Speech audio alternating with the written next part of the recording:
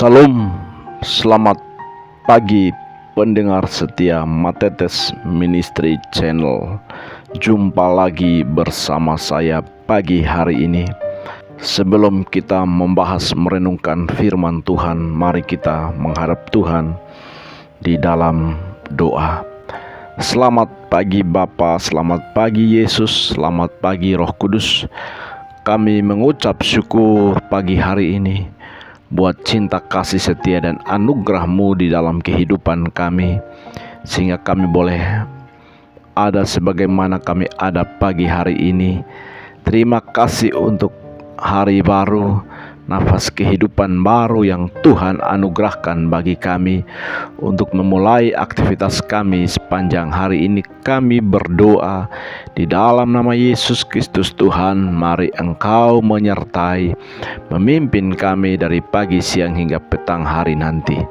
Kami rindu untuk mendengarkan isi hati-Mu. Mari urapi, berkati, perlengkapi kami dengan hikmat kuasa-Mu, untuk kami dapat mengerti isi hati-Mu melalui firman-Mu pagi hari ini. Di dalam nama Tuhan Yesus Kristus.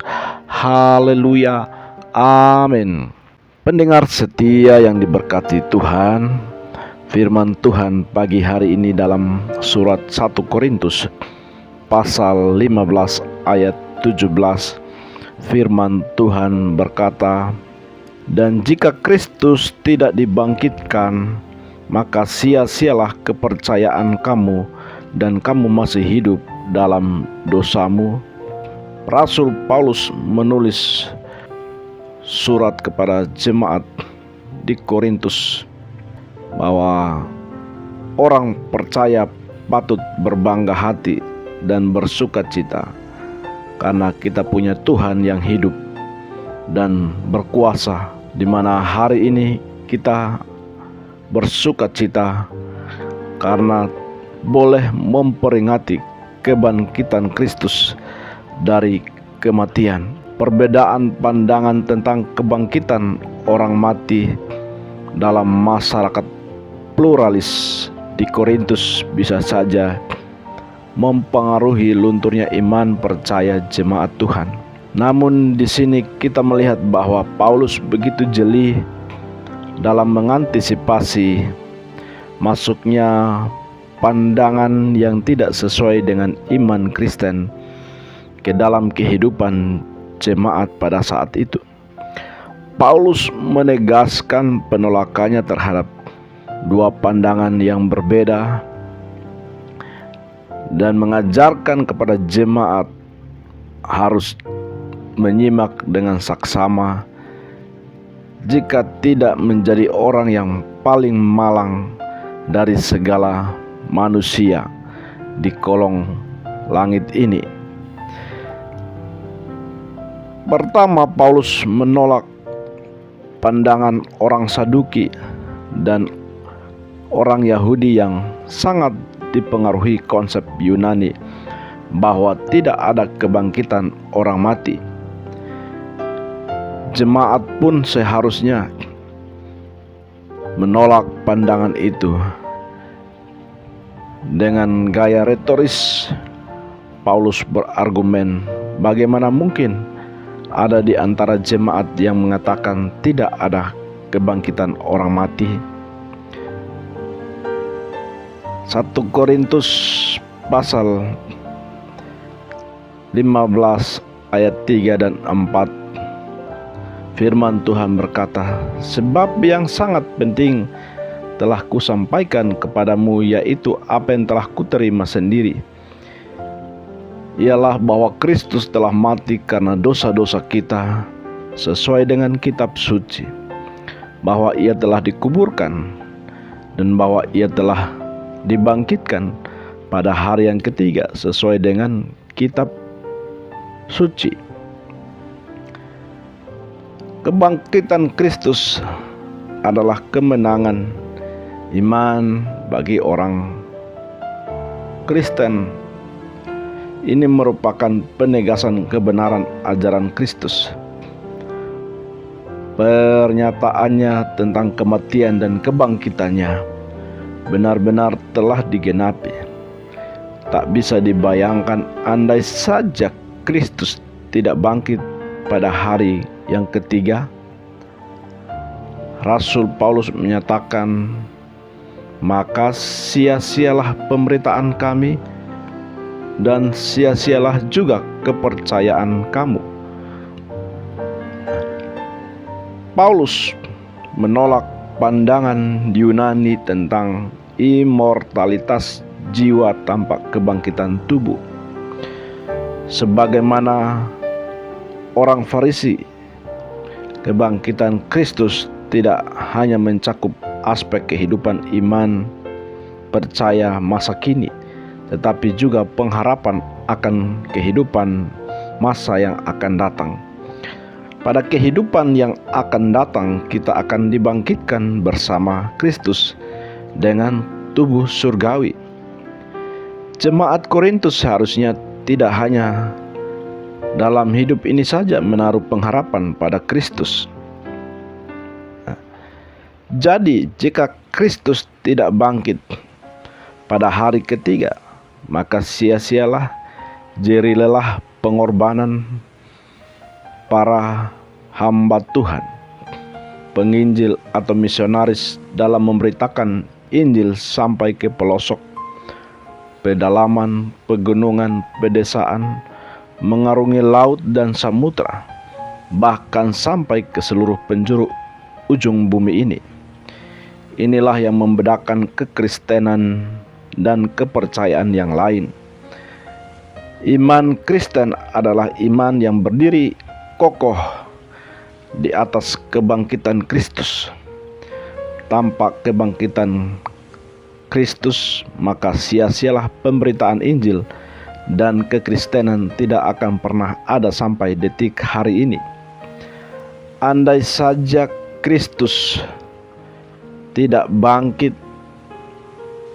maka binasa juga orang-orang yang mati dalam Kristus Yesus.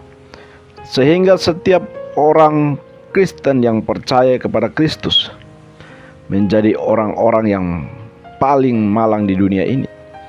Sebaliknya, karena Kristus telah bangkit, maka kita menjadi orang-orang yang berbahagia dan paling beruntung di muka bumi ini. Mengapa? Karena kebangkitan Kristus memberikan jaminan kehidupan kekal yang pasti bagi orang percaya. Haleluya. Jadi sebenarnya Paskah yang telah kita lewati sebagai hari kemenangan, karena Kristus telah melewati kematian atau maut untuk menebus dunia dari dosa, seperti yang dipahami oleh orang Yahudi ketika Allah melewatkan mereka dari kematian anak sulung dan anak sulung ternak juga, sementara Firaun dan Mesir kehilangan anak sulung mereka dan ternaknya juga. Sebab itulah Alkitab tidak pernah mencatat, baik secara tersirat maupun tersurat, hari kematian Kristus, tetapi hari kebangkitannya jelas dicatat, yaitu hari pertama minggu itu. Itu adalah hari Minggu sebagai tekanan dari kitab suci, yaitu hari kebangkitan Kristus atau hari kemenangan atas maut. Jadi hari Paskah seharusnya merupakan hari puncak kekristenan dan bukan hari Natal. Karena pada hari Paskah kita diingatkan kembali bahwa Kristus sudah menyelesaikan seluruh dosa dunia dengan mati di atas kayu salib, yang dibuktikan melalui kebangkitannya pada Paskah hari Minggu. Dan ini yang menjadi dasar bagi kita umat Kristen beribadah pada hari Minggu dan bukan hari Sabat sesuai dengan pandangan orang Yahudi. Bapak Ibu Saudara pendengar setia Matetes Ministry Channel, fakta kebangkitan Kristuslah yang membuat setiap orang percaya dibebaskan dari belenggu dosa dan kebinasaan. Inilah perbedaan antara orang yang percaya kepada Kristus dengan yang menolaknya.